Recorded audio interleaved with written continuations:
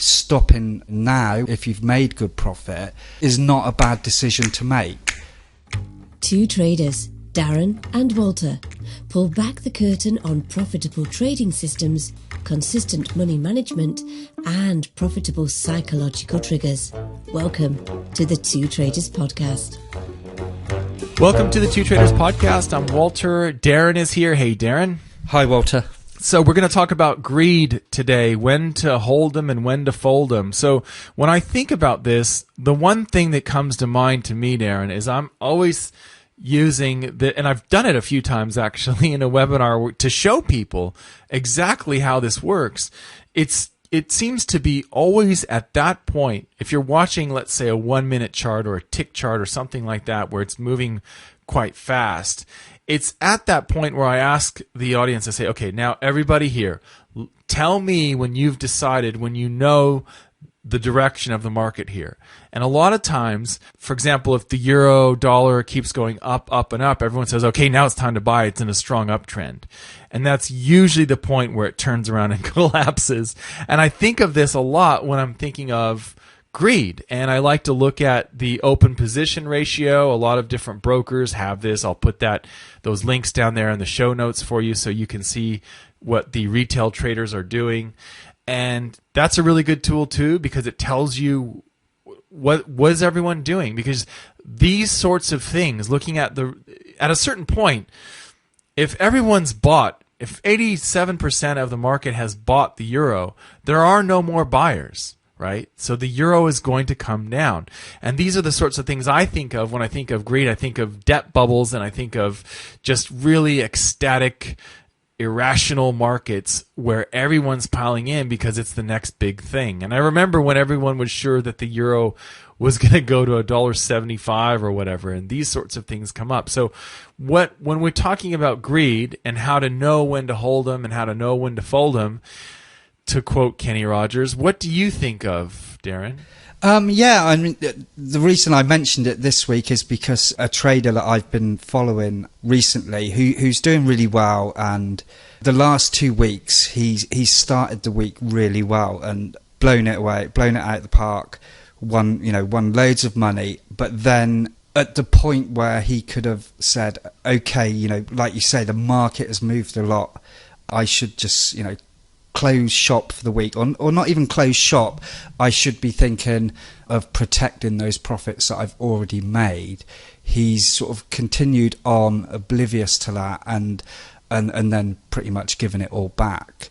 And he said to me, look, I know what's going on here. I got greedy. And he was saying to himself, I know after this strong move that it's likely there's going to be some consolidation, but that sort of greed, or if you like, that fear of missing out, of more, having a really amazing week, in the end has kind of, cost him all of his profits. And, I think it's something very difficult to do. Something I'm trying to teach traders at the moment is this sort of notion of, when you've made a lot of money, there is nothing wrong with having a break. And if the next day does move and you miss out on a bit more profit, that doesn't matter as long as you're consistent over the long term.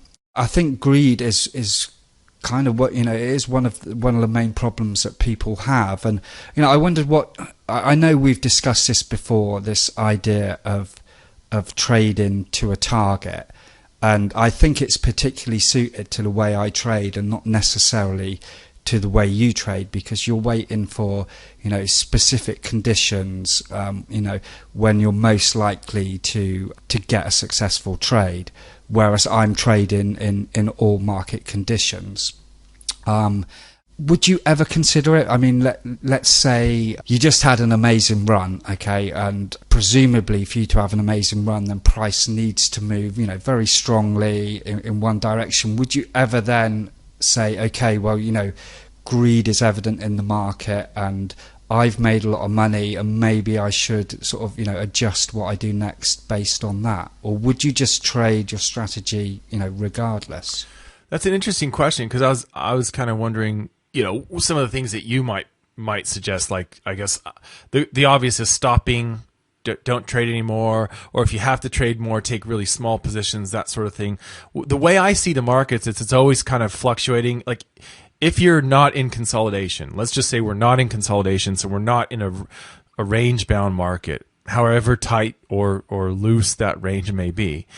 If we're in a trending market, I expect that we will see strong trending moves followed by retracements. And really the only thing that would suggest that that's not happening to me is so I brace for the retracements. Okay. So for example, if I'm in on a trend trade and it's exploded in my direction, down or up, doesn't matter. And now it's time for it to rest. Now it's time for it to pull back, and I would expect that to happen. The only thing that would get me to a point where I might be concerned is if it were to pull back and erase the entire leg of the last trending move. Does that make any sense? Yes, yeah. So other than that, just a retracement wouldn't bother you. Yeah. So yeah, I mean that is kind of what I'm saying, you know, because essentially the way I'm trading is you're always in the market, but at the same time, like you say, you know, when the market moves very strongly, there's that kind of greed there in the market, and it becomes overextended, and it's highly likely that it's going to take some sort of a pause. So, you know, what I'm saying is, if you're lucky enough to start the week and be straight into those strong moves, then I think it's quite rational to say, well, it's much more likely now to consolidate than it is to continue. So stopping, you know, now if you've made good profit is not a bad decision to make. And I know, and that kind of goes against my whole trading strategy in saying that, you know, you shouldn't analyze your entries and you should just take them all. But at the same time, you kind of using a little bit of that context of the greed and the movement of the market, you know, you should include that, because you're not really saying, look, I know what the market's going to do next. What you're saying is, hey, look at that, you know, I've just had a great start to the week. There's no harm with taking a couple of days off and starting again next week or whenever. Yeah, so what do you suggest? Do you suggest that people stop trading at the target? Or is it, if you want to continue to trade, you just reduce your position size? Or how would you, assuming that you're in a trend and you're trading the trend, I would expect that pullback and consolidation to happen. And the only thing that would make me reconsider would be if it were to retrace the entire move that it just made. So that entire trend burst, if that's 100% of that is retraced, then I would say, okay, well, you know, let's reassess here. Maybe we're going into consolidation. But otherwise, I would just continue onward and look for the next signal in that direction, in that trend direction. But what do you, I mean, I know you're big on targets. Do you suggest that any traders who just simply can't sit tight once they've hit X number of pips or dollars or whatever the target is, do you suggest that they maybe take a third of a normal position so they can still be in but not completely obliterate the week's earnings? Or how do you do that? Yeah, or perhaps, you know, continue trading, but perhaps say, well, okay, you know, I'm going to continue trading, but I'm only going to give X amount back, and you know, if that happens, then I'll call it a week. Or something I suggested this week is trade the same strategy on the daily. So if you call it a week on your intraday 60-minute charts trading, then you can still continue trading on something that is not going to be governed in the same way that the intraday. And you know, really, what I'm talking about is intraday trading, and I suppose really it is a bit of a analysis of the market really, and how it moves, and that's something that I'm kind of anti, but again, and I'm open-minded to whatever works really. And how often do you see 5 strong moving days in the week? You know, I'm thinking about what happens more times than not with all of my trading ideas. I'm thinking, you know, what's happening all of the time. And like we've been saying, you tend to get like a strong move, consolidation, and then perhaps two strong moves and a consolidation, and then 2 days of consolidation. So it's kind of randomly distributed, but the one thing that you're very rarely going to see is strong move after strong move after strong move. In my eyes, that's the least common occurrence. So why trade as if that's the environment you're in if you know for a fact that you're not? Obviously, sometimes you're going to start the week and have 2 days of consolidation, and now you've made losses.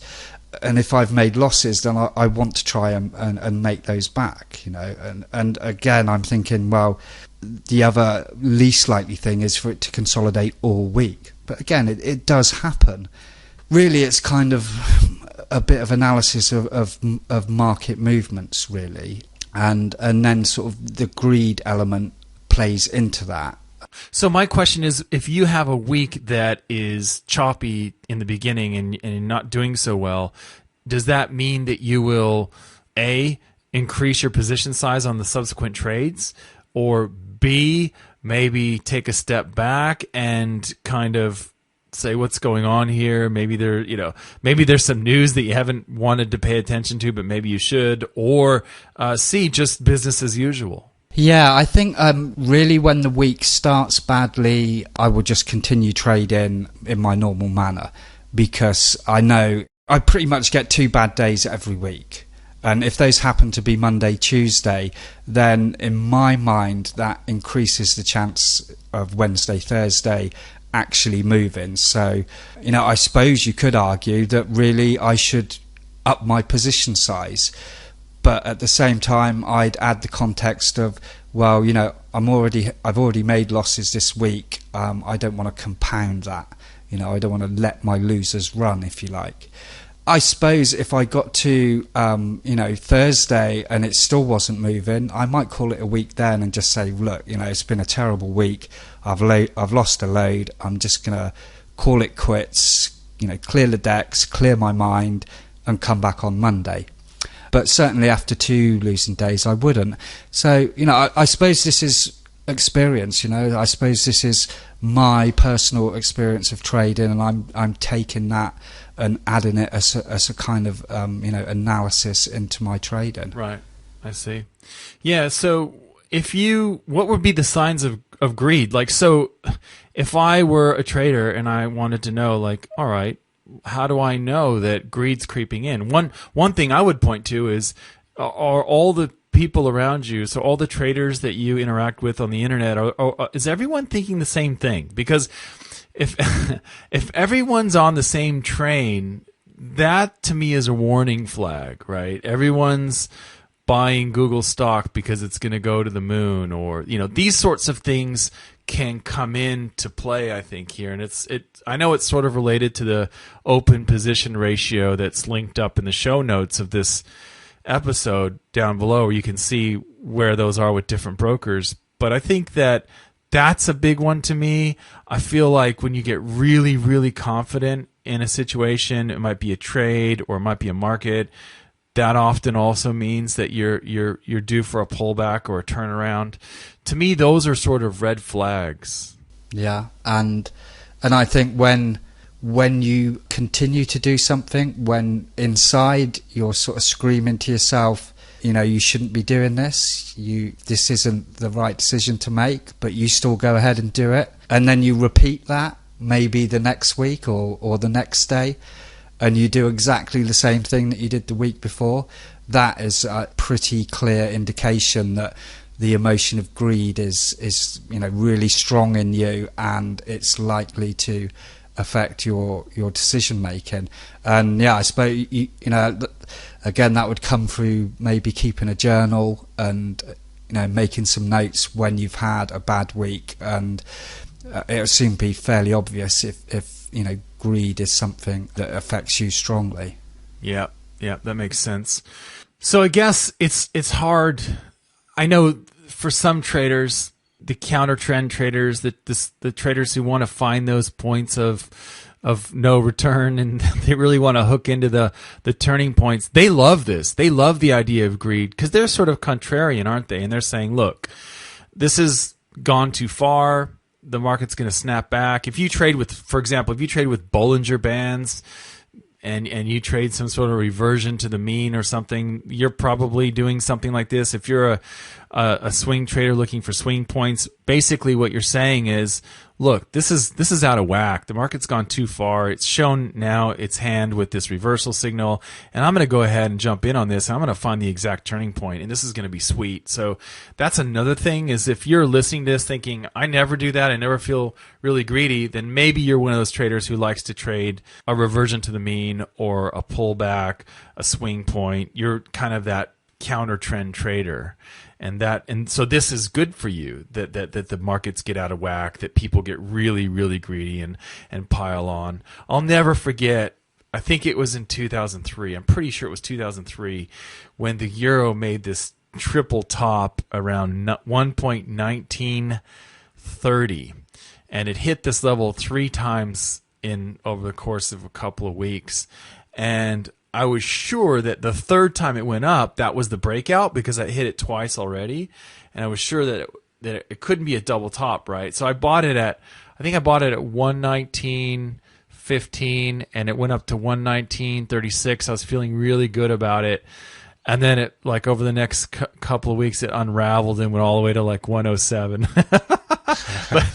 But the point is, I got caught up in that emotion of everyone was. This was back when the euro, 2002, 2003 were really good for the euro. It was just marching, and it was the easiest market I've ever seen, where you would just pick a point and it would just go.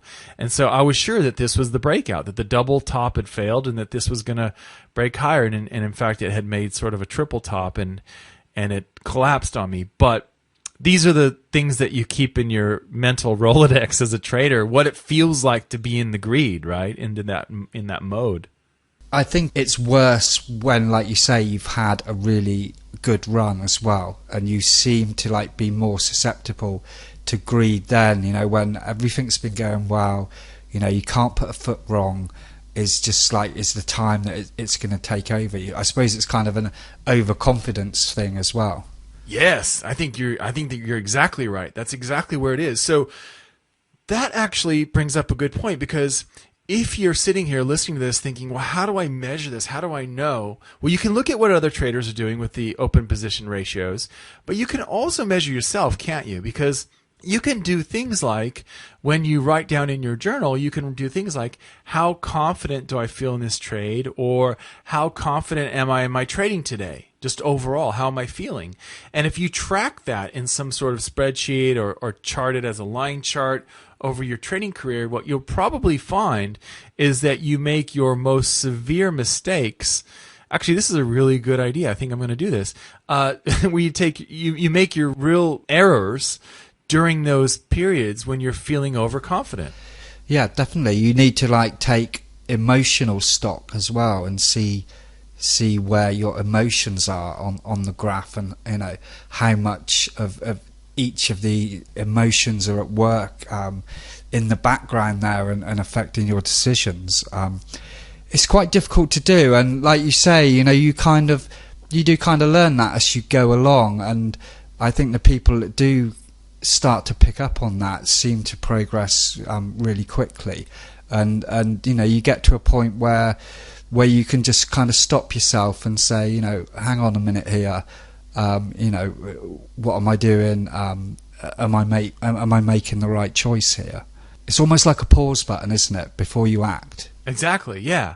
And so a lot of people do this when they make major life decisions. They'll just write down, okay, pros and cons, and they're basically pausing, thinking about it, rolling it around, and really trying to make sure that they make the right decision. Some people don't do that. Some people they go with their gut. Whatever comes in, they go, okay, no, this is what I'm going to do. But some people will pause and really roll it around and play with it a while before they're sure of what they're going to do. I think that in a lot of ways, if you're listening to this looking for tools, I think in a lot of ways, just being quiet, meditation, just being by yourself, self-hypnosis, whatever you want to call it, I think that can sometimes help, because you become more aware. It's almost as if you now have this outside observer who's watching you as you act, and you can see yourself from that angle, whereas normally we don't see ourselves from that point of view, or not often enough. And if you spend some time quiet, I think it becomes a little bit easier to become aware of where you're at in everyday life, and certainly in situations like this where greed starts to take hold. Yeah, I should really explore meditation. I know a few traders who use it, and they say it's really helpful for them. You'd think with all the time that I spent in Thailand that I would look into the meditation thing, because I know quite a few traders who really think it helps their trading, but it's a little bit out of my comfort zone for some reason. I don't know why. I kind of need yoga as well. I've got a lot of friends that do yoga, and they say, wow, I feel so much better. And again, I keep saying to myself, right, next time I'm in Thailand, I'm going to start doing some yoga, and I never do. I need a little push. Yeah, but maybe the journal thing is really, maybe that's kind of your mode. Maybe that's the way to, writing is the way to do it for you. Yeah, my trading actually is quite hectic. I have a lot of other things going on when I'm trading, but they're trading related, and it's almost like I'm having my dialogue with other traders. I'm kind of telling other traders what I'm doing, and maybe that is my way of sort of saying it out loud. Okay, this is what I'm going to do now, this is why I'm doing it, and I'm saying this to other traders, and maybe that really is just me sort of internally going through it and considering my actions. Yep. And I think there's a lot to be said for that. I think that's, especially if you've been doing it a long while, it's one of those things that allows you to become aware of what you're doing, because otherwise you just don't see it that way.